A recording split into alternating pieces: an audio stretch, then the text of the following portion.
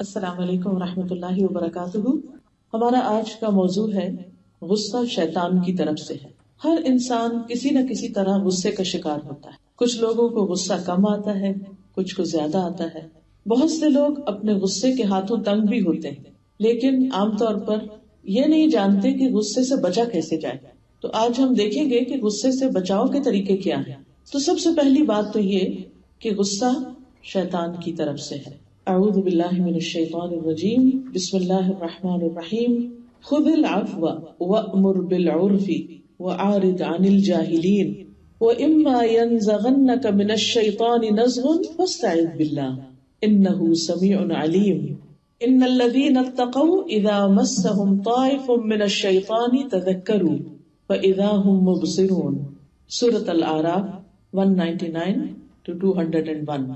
اللہ سبحانہ وتعالیٰ کا ارشاد ہے کہ درگزر اختیار کیجیے اور نیکی کا حکم دیجیے اور جاہلوں سے کنارہ کیجیے، اور اگر کبھی شیطان کی طرف سے کوئی اکساہٹ آپ کو ابھار ہی دے، یعنی کسی کے مقابلے میں کسی کا غصہ دلانے پر، تو اللہ کی پناہ طلب کیجیے۔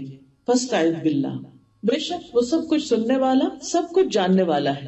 یقیناً جو لوگ ڈر گئے، تقوی اختیار کیا، جب انہیں شیطان کی طرف سے کوئی برا خیال چھوتا ہے تو وہ ہوشیار ہو جاتے ہیں، پھر اچانک وہ بصیرت والے ہو جاتے ہیں، وہ دیکھنے لگتے ہیں، ان کو معاملے کی حقیقت سمجھ آ جاتی ہے۔ تو اس آیت سے یہ پتہ چلتا ہے کہ جب کوئی انسان نیکی کا کام کرنا شروع کرتا ہے، صرف خود نیکی نہیں کرتا بلکہ دوسروں کو نیکی کی بات بتانے لگتا ہے، تو ایسے میں شیطان بڑی رکاوٹیں ڈالتا ہے۔ اور اس میں عموماً کیا ہوتا ہے کہ آپ اگر کسی کو کوئی نصیحت کر رہے ہیں، کسی بات پر سمجھا رہے ہیں، کسی برائی سے روک رہے ہیں، تو دوسرا شخص ایک دم غصے میں آ جاتا ہے، اوفینڈ ہو جاتا ہے۔ پھر آپ اس کو سمجھانے کی کوشش کرتے ہیں، آپ دلیل دیتے ہیں، لیکن اکثر وہ مانتا نہیں۔ تو بعض اوقات انسان پھر خود بھی غصے میں آ جاتا ہے۔ تو وہ شخص جو ایک بہت اچھی بات دوسرے کو بتانے جا رہا تھا، نیکی کی بات بتا رہا تھا، اب وہ شیطانی اکساہٹ سے کیا ہو گیا؟ غصے سے لال ہو گیا۔ اور عموماً ہمارا یہ رویہ ہمارے اپنوں کے ساتھ ہوتا ہے، ہمارے بچوں کے ساتھ، ہمارے گھر والوں کے ساتھ، کیونکہ زیادہ تر ہم انہی کو نیکی کا حکم دے رہے ہوتے ہیں یا کسی برائی سے روک رہے ہوتے ہیں، لیکن وہ مان کے نہیں دیتے۔ بعض اوقات بحث مباحثہ بھی شروع ہو جاتا ہے۔ تو ایسی صورت میں انسان پھر کیا کرے؟ سب سے پہلے تو یہ کہ انسان اس سچویشن کو اوائڈ کرے، یعنی بحث مباحثے سے گریز کرے، کیونکہ اللہ تعالیٰ فرماتے ہیں وَأَعْرِضْ عَنِ الْجَاهِلِينَ، جو لا علم ہے، جو ابھی بات کو سمجھ نہیں رہا، اس کو بس صرف بتانا ہی کافی ہے، اس سے بحث مباحثے کی نہیں ضرورت۔ لیکن اگر کچھ بات آگے بڑھ ہی جائے اور شیطان انسان کے دل میں کوئی اکساہٹ ڈال دے، تو پھر ایسی صورت میں انسان کو فوراً اللہ کی طرف رجوع کرنا چاہیے۔ تو غصے سے بچنے کا جو پہلا طریقہ ہے وہ کیا ہے؟ فاستعذ باللہ، اللہ کی پناہ لیجیے، اللہ سے مدد مانگیے، کیونکہ ینزغنک من الشیطان، یہ اکساہٹ، یہ غصے کی کیفیت آئے گی شیطان کی طرف سے۔ اور جو لوگ اللہ سے ڈرتے ہیں، جن لوگوں کے دل میں تقویٰ ہوتا ہے، جب انہیں کوئی خیال چھو جاتا ہے، یعنی کوئی ایسی بات ان کے دل سے گزر بھی جاتی ہے، تو فوراً وہ ہوش میں آ جاتے ہیں، وہ دیکھنے لگتے ہیں کہ نہیں، میرا تو یہ مقام نہیں کہ میں جاہلوں کے ساتھ سر پھوڑوں، یا جو شخص بدتمیزی کر رہا ہے میں بھی بدتمیزی پر اتر آؤں، یا جو غلط کر رہا ہے میں بھی اس جیسے اخلاق پر آ جاؤں۔ تو اس لیے انسان فوراً اللہ سے مدد مانگے۔ تو اس آیت کی تفسیر میں ابن جریر کہتے ہیں کہ اگر تمہیں شیطان کی طرف سے غصہ غضبناک کر دے تاکہ تمہیں جاہلوں سے اعراض کرنے سے روک دے اور تمہیں ان سے انتقام لینے پر اکسائے، تو تم شیطان کے غصہ دلانے سے اللہ کی پناہ طلب کرو۔ اللہ وہ ذات ہے جو خوب سننے والا ہے، جاننے والا ہے، سمیع علیم ہے، جس سے تم شیطان کے غصہ دلانے سے پناہ مانگتے ہو۔ وہ اس جہالت کرنے والے کی جہالت کو بھی سن رہا ہے جو تمہارے ساتھ جہالت برت رہا ہے، تمہاری خیرخواہی کے جواب میں تمہارے ساتھ بدتمیزی کر رہا ہے، اور جس چیز سے پناہ مانگنی ہے وہ ہے اس کا غصہ دلانا، یا اس کی مخلوق کے کلام میں سے کسی بھی چیز سے، اس سے کوئی بھی چیز پوشیدہ نہیں ہوتی۔ یعنی اللہ تعالیٰ کو سامنے والے کا حال بھی پتا ہے اور تمہارا حال بھی پتا ہے، وہ جانتا ہے اس چیز کو جو تم سے شیطان کے غصے کو دور کر دے گی، اور مخلوق کے دیگر معاملات کو بھی جانتا ہے۔ تو یہ اسی کا حکم ہے، یہ علاج اسی نے بتایا ہے کہ جب شیطان کا حملہ ہو تم پر تو اللہ کی طرف رجوع کرو۔ یہ سب سے بڑا بچاؤ ہے۔ سب سے بڑا بہترین شیلٹر ہے، کیونکہ شیطان انسان کا دشمن ہے اور وہ انسان کو برائی پر، بد اخلاقی پر اکساتا رہتا ہے اور انسان کے دل میں وسوسے ڈالتا رہتا ہے اور بار بار پلٹ کر آتا ہے. اسی لیے ہم دیکھتے ہیں کہ سورۃ الناس میں 3 بار اللہ تعالیٰ کی صفات کے ساتھ پناہ مانگنے کی بات کی گئی ہے. قل اعوذ برب الناس ملک الناس الہ الناس من شر الوسواس الخناس. اس وسواس یعنی بہت زیادہ وسوسہ ڈالنے والے، الخناس جو بار بار پلٹ کے آتا ہے، اس کے شر سے بچنے کے لیے کیا کریں؟ اللہ سے مدد لیں، اللہ کی پناہ لیں، اللہ کو پکاریں. الذی یوسوس فی صدور الناس، جس کا کام ہی یہی ہے کہ وہ لوگوں کے دلوں میں وسوسے ڈالتا رہے.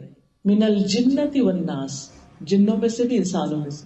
یعنی بعض اوقات تو بیٹھے بیٹھے آپ کو کوئی ایسا خیال آ جاتا ہے، اور بعض اوقات کوئی انسان آپ کے پاس آ کر کسی دوسرے کی برائی شروع کر دیتا ہے، جس کی وجہ سے آپ کے دل میں اس شخص کے خلاف کوئی نیگیٹیوٹی آ جاتی ہے، اور اس کے اوپر شیطان آتا ہے، وہ اس کے دل میں کوئی برا خیال ڈالتا ہے، وہ آ کے آپ سے شیئر کرتا ہے، وہ وائرس آپ کو بھی لگ جاتا ہے. تو اس کا حل قرآن میں بارہا یہی بتایا گیا کہ ایسے موقع پر جب انسان کمزور پڑ جائے اور شیطان کی چال میں آ جائے تو پھر وہ اللہ ہی سے مدد مانگے. اصل میں شیطان یہ چاہتا ہے کہ وہ بندوں کو آگ کی طرف لے جائے، کیونکہ خود آگ سے بنا ہے، بندوں کے دلوں میں آگ بھڑکاتا ہے، اور وہ چاہتا ہے کہ بندوں کا آخری انجام بھی آگ ہی ہو. سورۃ فاطر آیت 6 میں اللہ تعالیٰ فرماتے ہیں ان الشیطان لکم عدو فاتخذوہ عدوا انما یدعو حزبہ لیکونوا من اصحاب السعیر. بے شک شیطان تمہارا دشمن ہے تو اسے دشمن ہی سمجھو، وہ تو اپنے گروہ والوں کو صرف اس لیے بلاتا ہے کہ وہ بھڑکتی آگ والوں میں سے ہو جائیں. یعنی وہ اپنے ساتھیوں کو جو اس کے چال میں آ جاتے ہیں ان کو دعوت دیتا ہے کہ وہ اس کے پھیر میں آ جائیں. پھر قرآن مجید سے ہمیں یہ بھی پتہ چلتا ہے کہ شیطان بندوں کے درمیان جھگڑا پیدا کرتا ہے، آپس کے تعلقات خراب کرتا ہے.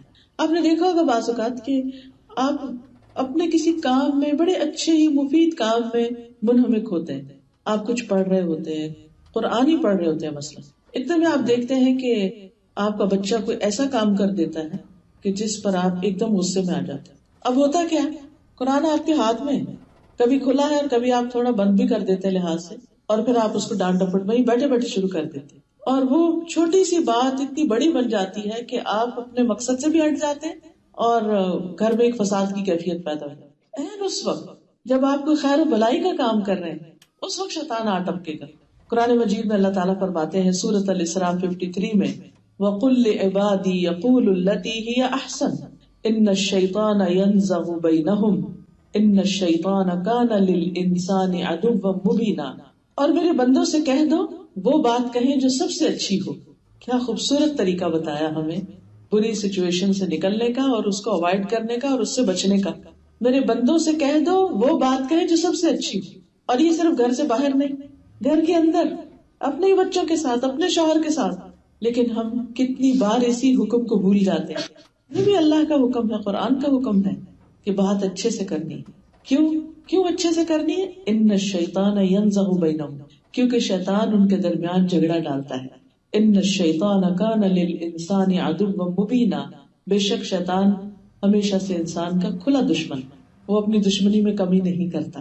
لہذا شیطان کو بیچ میں آنے کا موقع ہی نہ دو. اپنا طرز عمل درست کر لو، اپنا معاملہ، اپنا بیہیویئر درست کرو. تو اللہ سے مدد مانگنے کے ساتھ ساتھ کیا کرو؟ بات اچھے سے کرو.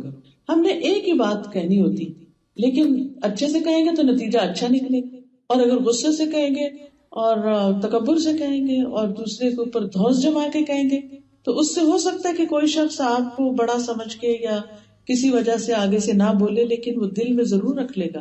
کئی دفعہ ایسے بھی ہوتا ہے نا کہ ہم جواب نہیں دے سکتے کسی کو لحاظ کے مارے، لیکن جب بھی کوئی شخص بد اخلاقی کرتا ہے تو کبھی بھی وہ لوگوں کے دل میں اپنی جگہ نہیں بنا سکتا. دلوں میں جگہ صرف اچھے اخلاق سے بنتی ہے.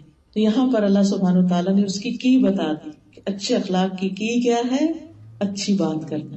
جب بات کرے اچھے سے بولے.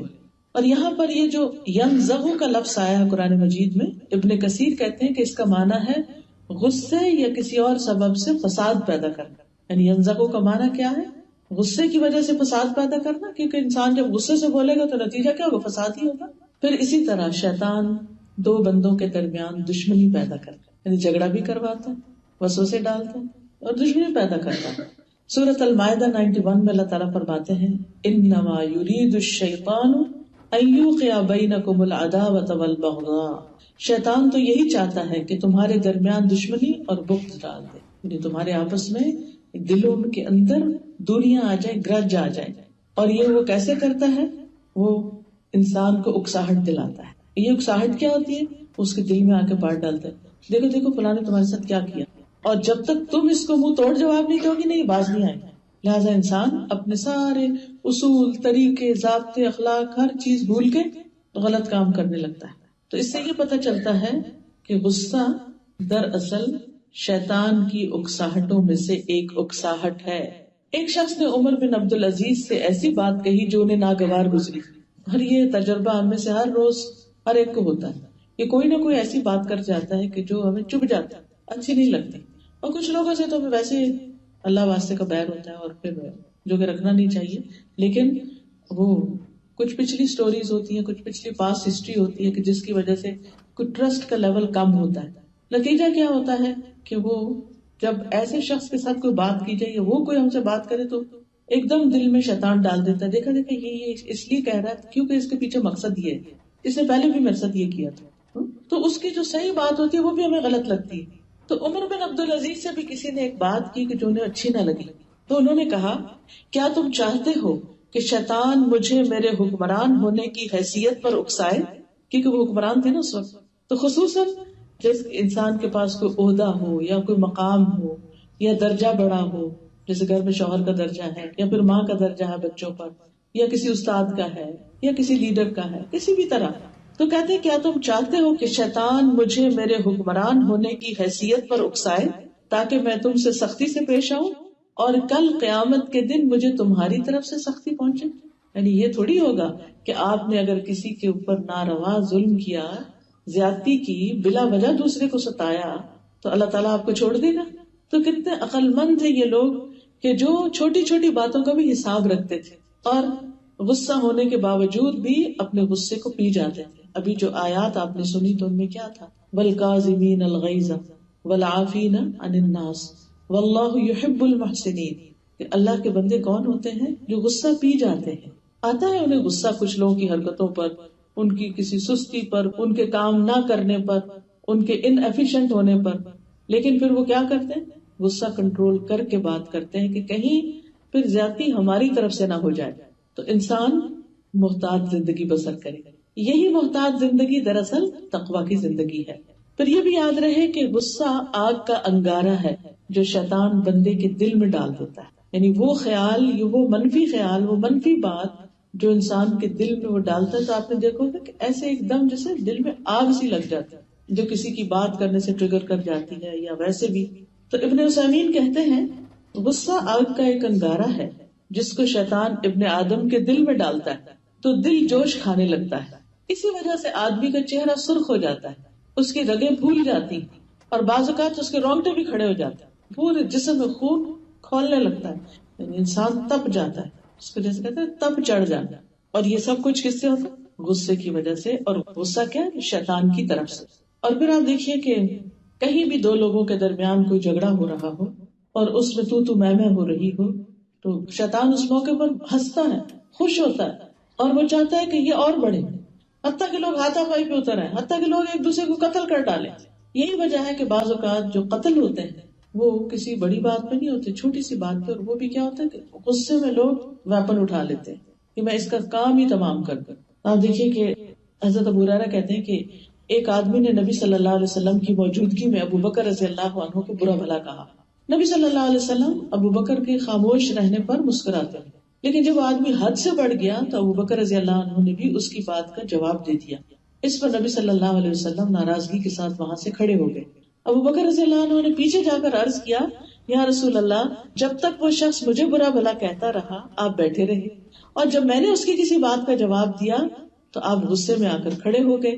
نبی صلی اللہ علیہ وسلم نے فرمایا، تمہارے ساتھ ایک فرشتہ تھا جو تمہاری طرف سے جواب دے رہا تھا۔ تو یاد رکھیے کہ جب بھی کوئی شخص ہمارے ساتھ زیادتی کر رہا ہو، ہمارے سر پہ چلا رہا ہو اور خواہ مخواہ کی فضول باتیں کر رہا ہو، تو ایسا نہیں کہ اس کو جواب نہیں جا رہا. اگر وہ کوئی بددعا دیتا ہے یا لان تان کرتا ہے کچھ بھی تو فرشتہ جواباً اس کے لیے کر رہا ہوتا ہے. اور فرمایا کہ جب تم نے اسے جواب دیا تو درمیان میں شیطان آ گیا، اس لیے میں شیطان کی موجودگی میں بیٹھ نہ سکا، میں وہاں سے اٹھایا. تو غصے کے وقت دونوں فریق اگر آپس میں جھگڑ رہے ہوں تو شیطان دونوں طرف ہوتا ہے. حضرت انس کہتے ہیں نبی صلی اللہ علیہ وسلم ایسے لوگوں کے پاس سے گزرے جو کشتی کر رہے تھے، ریسلنگ کر رہے تھے. آپ نے فرمایا یہ کیا ہے؟ لوگوں نے کہا یہ فلاں پہلوان ہے جو ہر ایک کو گرا دیتا ہے، ہر ایک کو پچاڑ دیتا ہے. رسول اللہ صلی اللہ علیہ وسلم نے فرمایا کیا میں تمہیں ایسا شخص نہ بتاؤں جو اس سے بھی زیادہ طاقتور ہے؟ وہ آدمی جس پر کسی شخص نے زیادتی کی اور اس نے اپنے غصے کو پی لیا، بس وہ اس پر غالب آ گیا اور اپنے شیطان پر غالب آ گیا اور اپنے ساتھی کے شیطان پر غالب آ گیا. یعنی وہ اس پر غالب آ گیا، اپنے شیطان پہ غالب آ گیا، سامنے والے کے شیطان پہ غالب آ گیا. اتنے کا مقابلہ اس نے کر لیا، یعنی اس نے تینوں کو پچھاڑ دیا. اور ایک روایت میں ہے وہ آدمی جو غصے کے وقت اپنے نفس پر قابو رکھتا ہے وہ ایسا شخص ہوتا ہے، یعنی طاقتور شخص ہوتا ہے، اور اصل میں کامیاب وہی ہے. تو بات یہ ہے کہ اگر ہم چاہتے ہیں کہ غصے کے وقت اپنے آپ پر کنٹرول کریں تو پھر اس کا حل یہ ہے کہ اگر آپ کو رپلائی کرنا بھی ہو تو احسن طریقے سے کریں. قرآن مجید میں آتا ہے ادفع باللتی ہی احسن السیئۃ نحن اعلم بما یصفون وقل رب اعوذ بک من ہمزات الشیاطین واعوذ بک رب ان یحضرون. برائی کو اس طریقے سے ہٹاؤ جو سب سے اچھا، ہم زیادہ جاننے والے ہیں جو کچھ وہ بیان کر رہے ہیں. اور تم کہہ دو اے میرے رب میں شیطان کی اکساہٹوں سے تیری پناہ مانگتا ہوں، اور اے میرے رب اس سے بھی میں تیری پناہ مانگتا ہوں کہ وہ میرے پاس بھی آئیں، میرے پاس بھی پھٹکے. تو اللہ سبحانہ وتعالیٰ نے اپنے نبی صلی اللہ علیہ وسلم کو اور مومنوں کو حکم دیا ہے کیا کہیں؟ وَقُلْ رَبِّ أَعُوذُ بِكَ مِنْ ہَمَزَاتِ الشَّيَاطِينِ. اللہ میں اس سے بھی تیری پناہ لینا چاہتا ہوں کہ یہ شیطان میرے دل میں آ کے کوئی خیال بھی ڈالے، کیونکہ وہ خیال کیا آگ کا انگارہ، اس کے آتے ہی ہم چاہے کوئی شخص سامنے نہ ہو نا، اکیلے بھی بعض اوقات ہم بیٹھے ہوتے ہیں نا تو کوئی ایسی بات کسی کی آ جاتی ہے دل میں، وہ خود بخود ہی کھولنے لگتے ہیں اندر ہی اندر. تو اس سے بھی پناہ مانگنی چاہیے کہ وہ مجھ پہ حاوی نہ ہو، کیونکہ اس کا فائدہ کچھ نہیں. اور ہمزات کیا چیزیں ہوتی ہیں؟ غصے کو بھڑکانے والی ایسی چیزیں جن میں انسان اپنے نفس پہ قابو نہیں پا سکتا، تو یہ ہوتی ہیں ہمزات. تو ہمزات الشیاطین شیطانوں کی وہ باتیں، وہ خیال، وہ وسوسے جن کے آنے کے بعد انسان کا ایکشن الٹ ہو جاتا ہے، غلط ہو جاتا ہے. شیطان دراصل انسان کو سوچنے سمجھنے سے عاری کرتے، اس کے سوچنے سمجھنے کی صلاحیت ہی چھین لیتا ہے. سلیمان بن سرد کہتے ہیں کہ دو آدمیوں نے آپ کے نزدیک گالی گلوچ کی، یعنی آپ کے پاس ہی کھڑے تو آپس میں لڑنے لگے، ہم بھی وہاں پر بیٹھے ہوئے تھے. اس وقت ان میں سے ایک دوسرے کو غصے کی حالت میں گالی دے رہا تھا اور اس کا چہرہ بھی سرخ تھا. آپ صلی اللہ علیہ وسلم نے فرمایا میں ایسے کلمات جانتا ہوں اگر یہ ان کو ادا کر لیتا تو اس کے یہ غصے کی حالت جاتی رہتی، اور وہ ہے اعوذ باللہ من الشیطان. لوگوں نے اس آدمی سے کہا کیا تم سن رہے ہو جو رسول اللہ صلی اللہ علیہ وسلم فرما رہے ہیں؟ تو اس نے کہا میں دیوانہ نہیں. یعنی غصے میں تو پھر انسان نصیحت بھی قبول نہیں کرتا. تو ہمیں بہت زیادہ اپنے رویے کا جائزہ لینے کی ضرورت ہے کہ ہم جب غصہ آتا ہے تو کرتے کیا ہیں، اس سے بچاؤ کا طریقہ کیا اختیار کرتے ہیں. ہم ذات الشیاطین سے بچاؤ کا طریقہ کیا کرتے ہیں؟ شروع میں بھی یہ بتایا گیا فاستعذ باللہ، اور یہاں بھی کیا بتایا گیا؟ قل رب اعوذ بک من ہمزات الشیاطین واعوذ بک رب ان یحضرون. ان کے حاضر ہونے سے بھی اللہ مجھ کو بچا اور ان کے دور رہ کے میرے دل میں خیال ڈالنے سے بھی بچا. پھر شیطان کبھی نہیں چاہتا کہ بندے اللہ سے معافی مانگے، اور کبھی نہیں چاہتا کہ بندے غلط کام سے باز آئیں. وہ ہمیشہ بندوں کو اکسا کر غلط کام ہی کرواتا ہے. آپ دیکھیے کہ موسیٰ علیہ السلام سے ایک قبطی کا قتل ہو گیا تھا. وہ کیسے ہوا تھا؟ جب اس نے جو ان کی اپنی قوم کا شخص تھا بنی اسرائیلی، اس نے جب دوسرے شخص کے خلاف حضرت موسیٰ کو پکارا تو حضرت موسیٰ کو اپنے بندے پر رحم آ گیا، اور دوسرا جو کچھ زیادتی اس کے ساتھ کر رہا تھا وہ اس پر غصے ہوئے اور پھر اس شخص کو مار ڈالا. مارا یہ نہیں کہ نیت کر کے مارا، گھونسا لگایا وہ مر گیا. دوسرے دن وہ بندہ پھر آ گیا. تو پہلے دن جب موسیٰ علیہ السلام سے یہ حادثہ ہو گیا کہ وہ مارنا نہیں چاہتے تھے، قتل خطا تھا، ہی قتل ہو گیا، تو کہنے لگے فبکس موسیٰ فقضى علیہ قال هذا من عمل الشیطان انہ عدو مضل مبین. موسیٰ نے اسے گھونسا مارا تو اس کا کام تمام کر دیا، کہا یہ شیطان کے کام میں سے ہے، یقیناً وہ کھلم کھلا گمراہ کرنے والا دشمن ہے. تو اس سے کیا پتہ چلتا ہے کہ شیطان دراصل غصے کے ذریعے انسان سے بڑے بڑے غلط کام کرانا چاہتا ہے. غصہ بذات خود بھی ایک غلط کام ہے، لیکن اس لیے بہت بڑا گناہ ہے کہ جب انسان کو غصہ آتا ہے تو وہ صرف غصہ نہیں ہوتا بلکہ اس کی وجہ سے انسان اور بہت سے غلط کام کرتا ہے. کبھی ناروا بد زبانی کرتا ہے، کبھی تکبر کا شکار ہو کر دوسروں کے اوپر چڑھائی کرتا ہے، کبھی قتل کروا دیتا ہے، کبھی رشتوں کو کٹوا دیتا ہے. تو اس کے کانسیکوینسز جو ہیں وہ بہت ہی خطرناک ہیں. پھر اسی طرح کبھی انسان غلط قسم کھا بیٹھتا ہے غصے میں. مثلا کسی سے آپ کی کوئی انبن ہوئی تو آپ کہتے ہیں اللہ کی قسم میں تو اس سے کبھی نہیں بولوں، قسم کھا بیٹھتے ہیں آپ. تو اب یہ اس سے بولے بغیر بھی گزارا نہیں. اب بعد میں سوچتے ہیں کہ بھئی یہ کیا ہو گیا ہم سے. حضرت عائشہ رضی اللہ تعالیٰ عنہ سے بھی ایک دفعہ ایسے ہی ہو گیا تھا کہ ان کے بھانجے نے ان کو زیادہ خرچ کرنے، صدقہ کرنے سے اس پر اعتراض کیا تھا. تو انہوں نے کہا کہ اچھا وہ یوں کہتا ہے، میں اس سے کبھی نہیں بولوں گی. بہرحال کچھ عرصے کے بعد کچھ لوگوں کے بیچ میں آ کر ان کی جب صلح ہوئی تو انہوں نے بے شمار غلام آزاد کیے، کیونکہ انہوں نے نظر مان لی تھی. تو قسم بھی ایک طرح کی نظر ہی ہوتی ہے، یا نظر بھی قسم کھا کے بعض اوقات مانی جاتی ہے. اسی طرح حضرت ابو بکر کا بھی ایک واقعہ ہے. ہوا یہ کہ ان کے بیٹے عبد الرحمان کہتے ہیں کہ ابو بکر کے ہاں کچھ مہمان آئے تو آپ شام سے ہی نبی صلی اللہ علیہ وسلم کے پاس چلے گئے. کوئی کام تھا تو آپ گھر سے چلے گئے اور یہ کہہ گئے کہ بھئی مہمان کھانا کھا لیں. جب وہ لوٹ کے آئے تو عبد الرحمان کہتے ہیں میری والدہ نے، جو حضرت ابو بکر کی بیوی تھی، وہ کہتے ہیں کہ آپ مہمانوں کو چھوڑ کے کہاں رہ گئے تھے؟ مہمانوں نے ابھی تک کھانا نہیں کھایا. تو آپ نے پوچھا تم نے کھانا نہیں کھلایا؟ انہوں نے کہا کہ ہم نے تو کھانا پیش کیا تھا لیکن انہوں نے انکار کر دیا کہ ہم نہیں کھاتے. یہ سن کر ابو بکر کو غصہ آ گیا. انہوں نے اپنے دکھ کا اظہار کیا اور قسم کھا لی میں بھی کھانا نہیں کھاؤں گا. وہ نہیں کھاتے میں بھی نہیں کھاؤں گا. عبد الرحمان کہتے ہیں میں تو ڈر کے مارے چھپ گیا اور انہوں نے پکارا کہ اے بے وقوف کدھر گئے ہو تم؟ میری والدہ نے بھی قسم کھا لی میں بھی کھانا نہیں کھاؤں گی. اب آپ دیکھیے ایک شخص غصے سے وہ ڈر کے ادھر جا رہا ہے، وہ کہہ رہی ہے میں کھانا نہیں کھاؤں گی. جب مہمانوں کو پتا چلا کہ گھر میں یہ ہو رہا انہوں نے کہا ہم نے بھی قسم کھا لی ہم نہیں کھاتے. سارے کے سارے غصے میں آ گئے. اب کیا ہوا؟ آخر ابو بکر رضی اللہ عنہ نے کہا کہ یہ غصہ کرنا تو شیطانی کام تھا، یہ تو شیطان نے ہم سب کو یعنی کہ ہمارے اوپر ایک ایسا وار کر دیا. تو پھر آپ نے کھانا منگوایا اور خود بھی مہمانوں کے ساتھ کھایا اور اس کھانے میں پھر اتنی برکت ہوئی. کہتے ہیں کہ جب وہ ایک لقمہ اٹھاتے تو نیچے سے اور کھانا بڑھ جاتا، کھانا ختم ہی نہیں ہو رہا تھا. ابو بکر کہتے ہیں اے بنی فراس کی بہن اپنی بیوی کو یہ کیا ہو رہا ہے؟ کھانا تو اور بڑھ گیا ہے. انہوں نے کہا میری آنکھوں کی ٹھنڈک یہ اب اس سے بھی زیادہ ہو گیا. جب ہم نے کھانا کھایا بھی نہیں تھا پھر سب نے کھایا اور اس میں سے نبی صلی اللہ علیہ وسلم کی خدمت میں بھی بھیجا گیا، پھر آپ نے بھی اس میں سے کھایا. اور یہ ساری برکت کیوں آئی؟ جب حضرت ابوبکر نے اپنی غلطی مان لی اور غصہ چھوڑ دیا اور اپنی قسم توڑ دی. یہ قسم کا کفارہ بھی ہوتا ہے. قسم توڑ دی اور اس کے بعد کھانا کھا لیا. انہوں نے بھی کھا لیا، گھر والوں نے بھی کھا لیا، مہمانوں نے بھی کھا لیا، سارا معاملہ ختم ہوا. اور اسی لیے کہتے ہیں کہ وہ غصہ اچھا ہوتا ہے کہ جو آنے کے بعد جلدی چلا جائے. انسان فوراً اپنی غلطی کو مان لے، توبہ کر لے اور اس کے بعد اگر اچھے کام کو نہ کرنے کی قسم کھائی ہو تو اس کو کر لے. اچھا بعض اوقات ہم قسم ہی نہیں کھاتے اور ہم کسی کے سامنے بس ایک دعویٰ کر دیتے کہ آج کے بعد میں یہ نہیں کروں گی، کبھی میں فلاں کو یہ نہیں دوں گی، یا کوئی بھی نیکی کے کام سے ہم رک جاتے ہیں. تو اس پر قرآن میں آتا ہے وَلَا تَجْعَلُوا اللَّهَ عُرْضَةً لِأَيْمَانِكُمْ أَن تَبَرُّوا، کہ تم اللہ کے نام کو ڈھال نہیں بناؤ. کس بات کی؟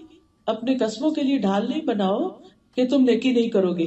یعنی بعض اوقات انسان نیکی کے کام سے رکنے کی قسم کھا بیٹھتا ہے، تو ایسی قسم جو ہے وہ ناپسندیدہ ہے. اس پر اب کہی ہوئی بات، منہ سے نکلی ہوئی بات واپس کیسے لے؟ تو انا کا مسئلہ بن جاتا ہے.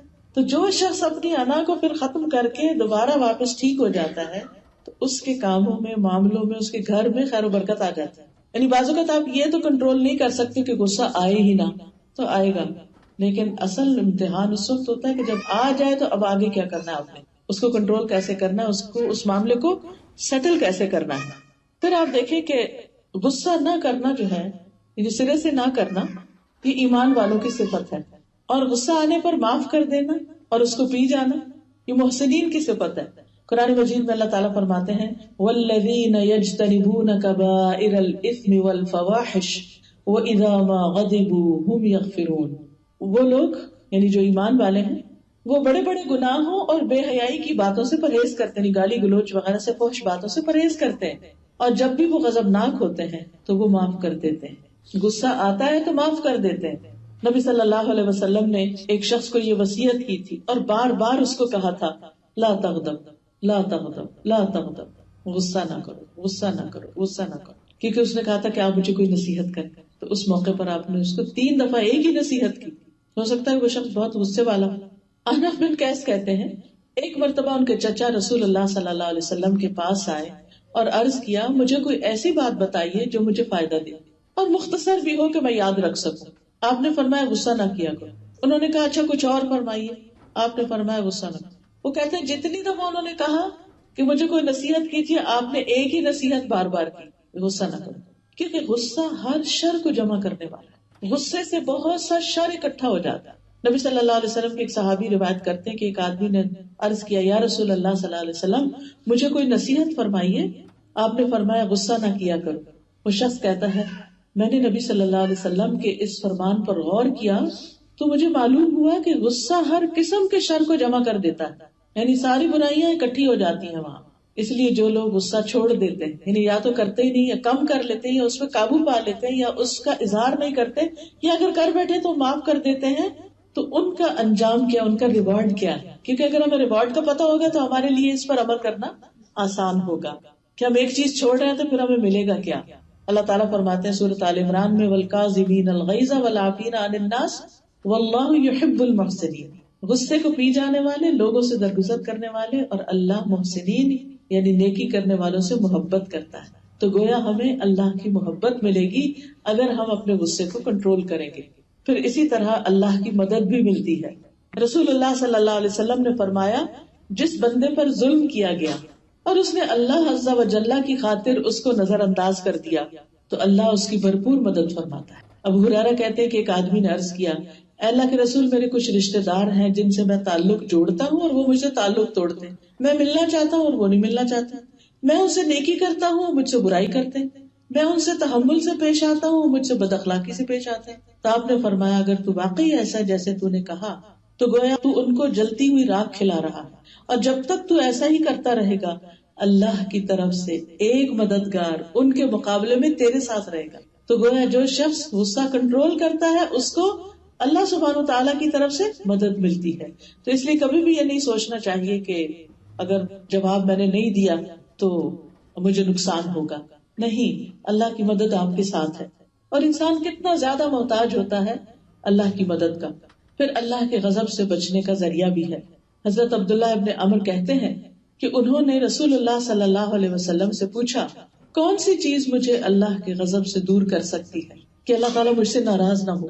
ہم میں سے ہر ایک کو فکر ہوتی ہے نا کہ اللہ تعالیٰ مجھ سے ناراض نہ ہو. انہوں نے پوچھا کہ کون سی چیز اللہ کی ناراضگی سے بچائے گی، تو آپ نے فرمایا غصہ نہ کیا کرو. تو جو دوسروں پر ناراض نہیں ہوتا اللہ سبحانہ تعالیٰ بھی اس پر ناراض نہیں ہوتا، اور جو دوسروں پر خواہ غضبناک ہوئے چلے جا رہا ہے تو پھر تیار رہے کہ پھر رب کریم بھی اس سے ناراض ہو. پھر یاد رکھیے کہ غصہ نہ کرنا باہمت لوگوں کی صفت ہے. وَلَمَنْ صَبَرَ وَغَفَرَ إِنَّ ذَلِكَ لَمِنْ عَزْمِ الْأُمُورِ. جس نے صبر کیا اور معاف کر دیا تو بے شک یہ بڑے ہمت والے کاموں میں سے ہے.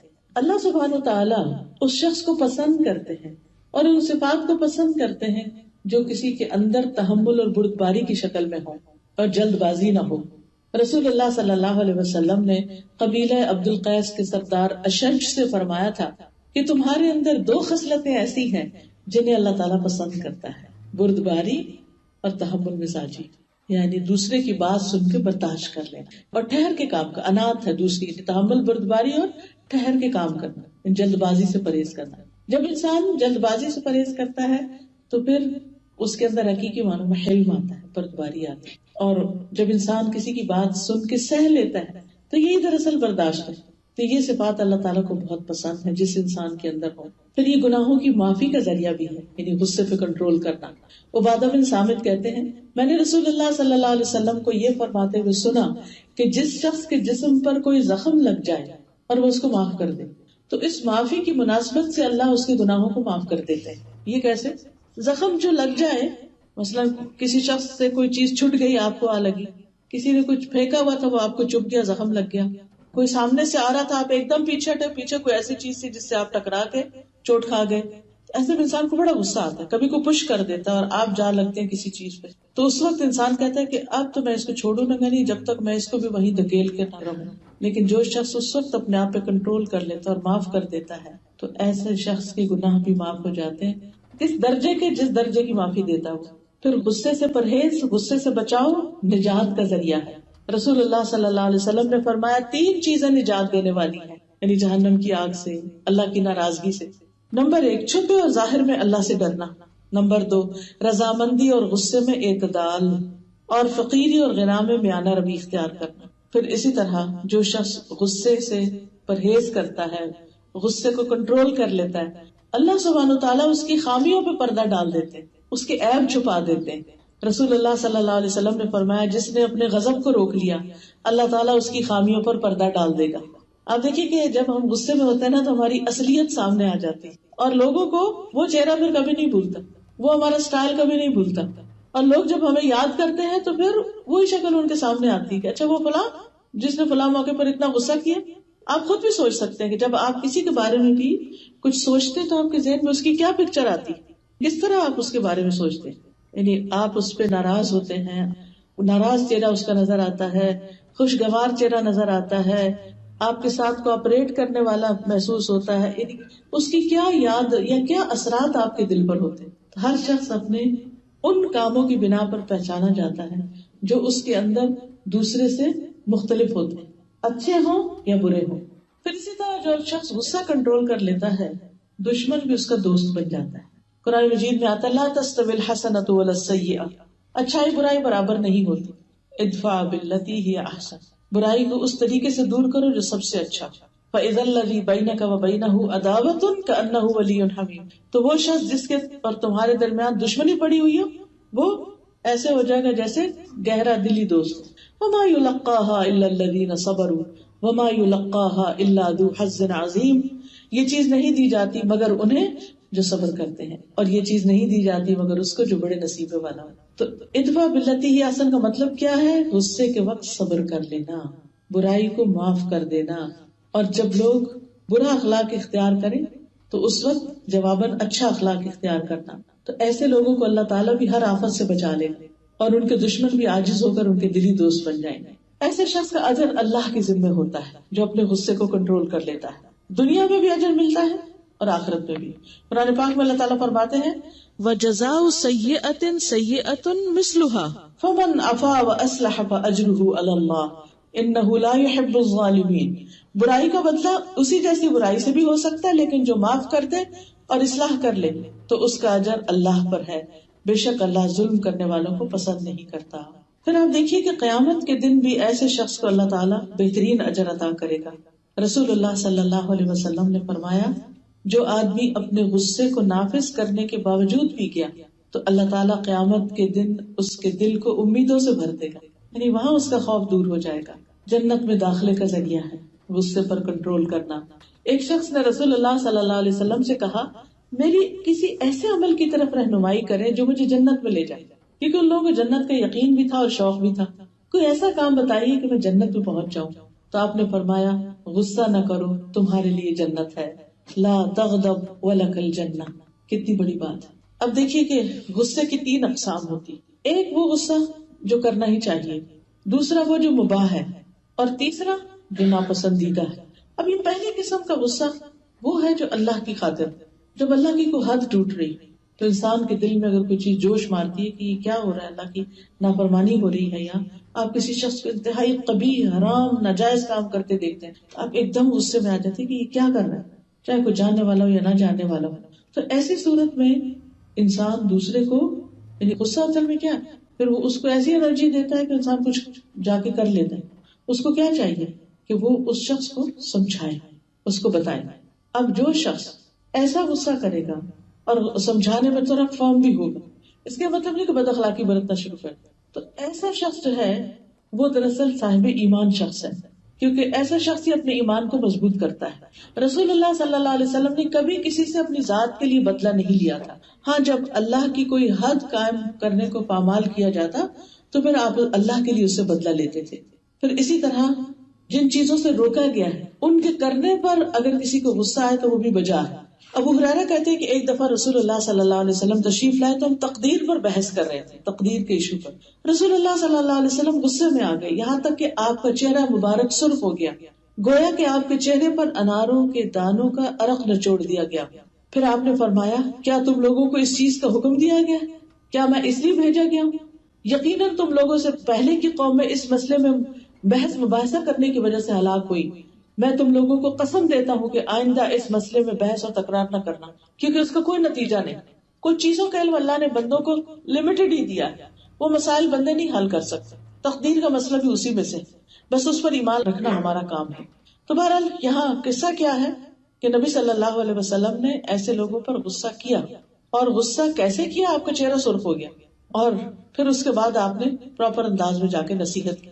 غصے کی حالت میں ڈانٹ ڈپٹ اور چیخنا چلانا یہ تو کسی صورت بھی قابل قبول نہیں. پھر اسی طرح اگر کوئی شخص لوگوں کو دین سے متنفر کر رہا ہے یا کوئی غلط ایسا کام کر رہا ہے تو اس کو بھی سمجھانے میں اگر انسان فرم ہے تو کوئی حرج نہیں.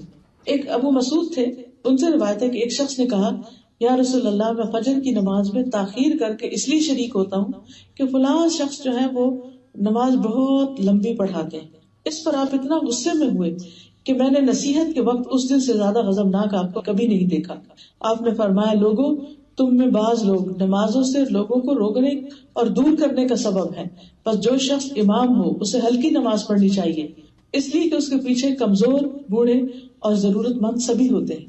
اسی طرح شریعت کی خلاف ورزی پر نبی صلی اللہ علیہ وسلم کو غصہ آتا. پھر آپ کے صحابہ بھی، مثلا سالم بن عبداللہ اپنے والد ابن عمر سے روایت کرتے ہیں کہ انہوں نے اپنی بیوی کو حالت حیض میں طلاق دے دی، پیریڈز میں. تو عمر رضی اللہ عنہ نے اس سے متعلق رسول اللہ صلی اللہ علیہ وسلم سے دریافت کیا تو رسول اللہ صلی اللہ علیہ وسلم سخت ناراض ہوئے. پھر آپ نے فرمایا اس کو حکم دو، پھر وہ اس سے رجوع کرے، پھر اس کو اپنے پاس رکھے یہاں تک کہ وہ پاک ہو جائے، پھر حیض آئے، پھر پاک ہو. اس کے بعد اگر چاہے تو جماع کیے بغیر اس کو طہر کی حالت میں طلاق دے دے. بس یہ وہ طلاق ہے جس کی عدت کے بارے میں اللہ نے تمہیں حکم دیا ہے. اسی طرح مسجد میں گندگی پھیلانے پر نبی صلی اللہ علیہ وسلم ناراض ہوئے، لیکن یہ یاد رکھیے کہ وہ ناراضگی کا اظہار صرف چہرے مبارک پر ہوتا تھا. یہ نہیں کہ آپ بہت شاؤٹ کرنے لگتے نعوذ باللہ، ایسا کچھ بھی نہیں تھا. کوئی بد اخلاقی نہیں تھی. چہرہ اور آنکھیں سرخ ہو جاتی جس سے پتہ چلتا کہ آپ غصے میں آ گئے. آپ نے مسجد میں قبلے کی رخ دیوار پر ایک ریٹ دیکھی، یعنی ناک سے جو سٹف نکلتا ہے، تو آپ ناراض ہوئے یہاں تک کہ آپ کا چہرہ سرخ ہو گیا. بس ایک انصاری خاتون کھڑی ہوئی اور اس کو رگڑ کر اس نے اس جگہ خوشبو لگا دی.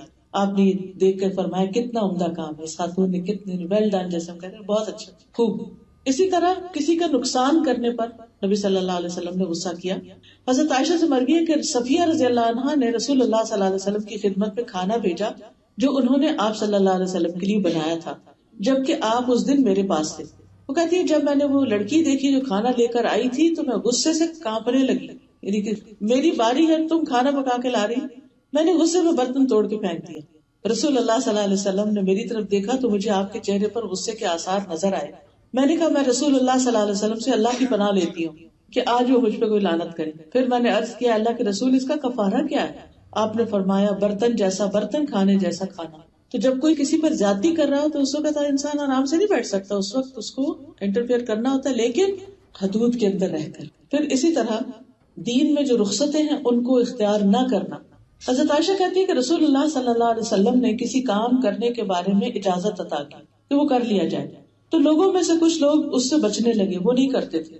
جب یہ بات نبی صلی اللہ علیہ وسلم تک پہنچی تو آپ غصے میں آ گئے، یہاں تک کہ آپ کے چہرہ مبارک پر غصے کے اثرات نظر آ رہے تھے. پھر آپ نے فرمایا لوگوں کا حال کیا ہے کہ جس کام کے کرنے میں میرے لیے اجازت رکھی گئی ہے لوگ اس سے اعراض کرتے ہیں. اللہ کی قسم ان میں سب سے زیادہ میں اللہ کو جانتا ہوں اور میں ہی سب سے زیادہ ان میں سے اللہ سے ڈرتا ہوں. تو اس سے کیا پتہ چلتا ہے کہ اگر کوئی شخص اللہ کی رخصتوں کو اختیار نہیں کرتا، مثلا موزے پر مسح کرنے کی اجازت، یہ جو جرابیں ہم پہنتے ہیں جیسا تھک جرابیں تو ان پہ آپ مسح کر سکتے ہیں. صبح کے وقت آپ کیا کریں، وضو کریں فجر کی نماز، پھر وضو کی حالت میں ان کو پہن لیں، پھر ظہر اثر وغیرہ جلدی جلدی آ جاتی ہیں اس میں آپ دوبارہ ان میں وضو کر سکتے ہیں، اور اس طرح آپ ساری سردیوں میں آرام سے رہ سکتے ہیں. لیکن کئی لوگ ان کو پتہ ہی نہیں، یا پتہ بھی ہے تو وہ کہتے ہیں جو مسح تو صرف چمڑے کے موضوع پر ہوتا ہے. نہیں، حدیث میں جراب کا لفظ بھی آیا ہے، اور جراب چمڑے کی نہیں ہوتی، چمڑے کی بھی ہو سکتی ہے اور دوسرے چمڑے کے علاوہ بھی ہو سکتی ہے.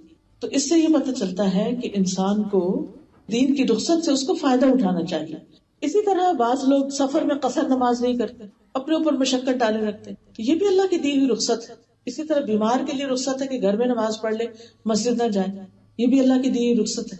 تو انسان کو رخصتوں کو جو اللہ کی طرف سے رخصتیں دین میں ان سے فائدہ اٹھانا چاہیے. پھر اسی طرح کچھ اور مواقع ہیں کہ جن میں نبی صلی اللہ علیہ وسلم نے غصہ کیا، پھر آپ کے صحابہ میں سے بھی انہوں نے کیا. مثلا عبداللہ بن عمر کے بارے میں آتا ہے کہ ان کے ایک بیٹے تھے، ان کا نام تھا بلال. ایک دفعہ کہنے لگے کہ اللہ کی قسم میں تو اپنی بیوی کو کبھی بھی مسجد نہیں جانے دوں. حضرت عبداللہ بن عمر نے سن لیا. آپ نے فرمایا کہ اللہ کی قسم میں تم سے کبھی نہیں بولوں. اللہ کے رسول نے فرمایا کہ اللہ کی بندیوں کو مسجد جانے سے مت روکو، تم کون ہوتے ہو مسجد سے روکنے والے؟ تو وہ واقعی ان سے بہت عرصہ تک نہیں بولے، کیونکہ جو شخص نبی صلی اللہ علیہ وسلم کا اکرام کرتا ہے وہ آپ کی تعلیمات کا بھی اکرام کرتا ہے. جب کوئی صحیح حدیث ہمیں آپ کی تعلیمات میں سے مل جاتی ہے تو اس پر عمل کرنا بھی ضروری ہوتا ہے. پھر اسی طرح بعض غصہ ایسے ہوتا ہے کہ جو اگر انسان ان کو کر لے تو بھی ٹھیک ہے، اور اگر نہ کرے تو بھی ٹھیک ہے. قرآن مجید میں آتا ہے والذین اذا اصابہم البغی ہم ینتصرون. یہ وہ لوگ ہیں جب ان پر زیادتی ہو تو وہ بدلہ لیتے ہیں، لیکن کیسے؟ وجزاء سیئۃ سیئۃ مثلها فمن عفا واصلح فاجرہ علی اللہ ان اللہ لا يحب الظالمین ولمن انتصر بعد ظلمہ فاولئک ما علیہم من سبیل. اور جب ان پر زیادتی ہوتی ہے تو بدلہ لے لیتے، یہ بدلے کی اجازت ہے، اور برائی کا بدلہ ویسی بھی برائی ہے. پھر جو کوئی معاف کر دے اور صلح کر لے تو اس کا اجر اللہ کی ذمہ ہے، اور ظالموں کو اللہ تعالیٰ قطعاً پسند نہیں کرتا. اور جو شخص ظلم ہونے کے بعد بدلہ لے لے تو اس پر کوئی الزام نہیں. اب اسی طرح ایک غصہ ہوتا ہے، غصہ جس کو غصہ مذموم کہتے ہیں، ناپسندیدہ، کہ وہ تو کبھی بھی نہیں کرنا چاہیے. یہ وہ غصہ ہوتا ہے کہ جس کے اثرات، جس کے نتائج انسان کی ذات پر بھی مرتب ہوتے ہیں، گھر والوں پر بھی اور معاشرے والوں پر بھی. اب آپ دیکھیے کہ ہو سکتا ہے آپ کہیں کہ جب انسان کو کوئی انسان کا نقصان ہوتا ہے یا کوئی مشکل آتی ہے تبھی ہم غصہ کرتے ہیں، تو پھر کیوں روکا گیا اسے؟